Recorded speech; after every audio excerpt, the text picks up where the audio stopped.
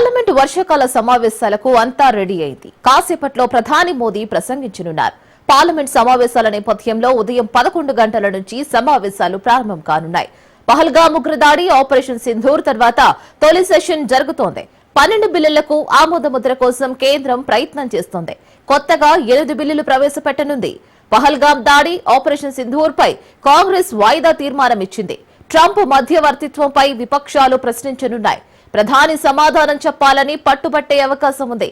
అటు ఆపరేషన్ సింధూర్ పై చర్చకు సిద్ధమని కేంద్రం ప్రకటించింది.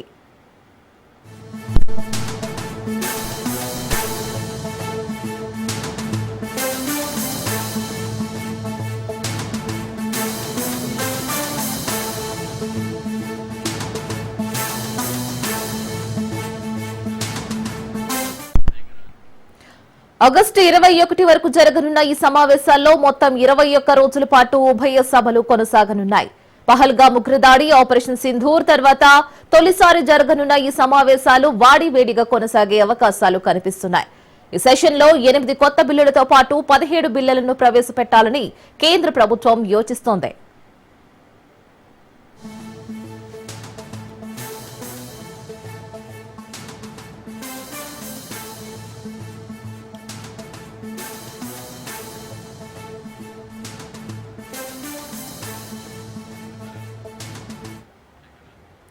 National sports governance bill, geo heritage sites, geo relics bill, mines and minerals సవరణ bill, national anti doping bill, Manipur వస్తు సేవల పన్ను బిల్లు, ఇతర బిల్లులను ఉభయ సభల ముందుకు తెచ్చేందుకు సిద్దమైంది.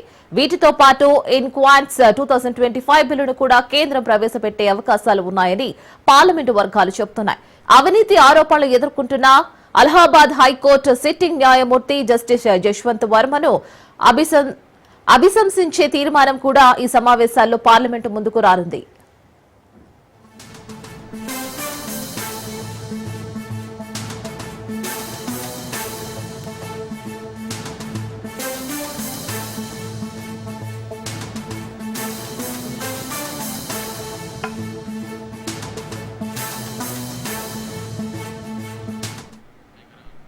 ఆపరేషన్ సింధూర్ తర్వాత ప్రత్యేక సమావేశాలు ఏర్పాటు చేయాలని ఇండియా బ్లాక్ పార్టీలు పట్టుబట్టాయి. కానీ కేంద్ర ప్రభుత్వం ఈ విజ్ఞప్తులను పక్కన పెట్టింది. భారత్ పాక్ యుద్ధంలో 5 యుద్ధ విమానాలు నేలకూలాయని అమెరికా అధ్యక్షుడు డొనాల్డ్ ట్రంప్ చేసిన వ్యాఖ్యలు, కాల్పుల విరమణ కామెంట్స్ పై ప్రతిపక్షాలు నిలదీయనున్నాయి.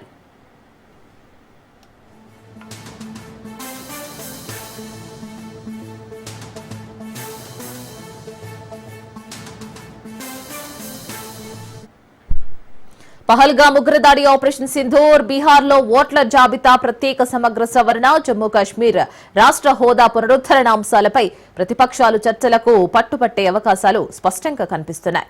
వీటితో పాటు మహిళలపై దాడులు, నిరుద్యోగం, ధరల పెరుగుదల, వ్యవసాయ సంక్షోభం, అహ్మదాబాద్ ఎయిర్ ఇండియా విమానం కూలిపోయిన ఘటన లాంటి అంశాలపై కేంద్రాన్ని నిలదీసేందుకు ఇండియా కూటమి, ఇతర పార్టీలు సిద్దమయ్యాయి.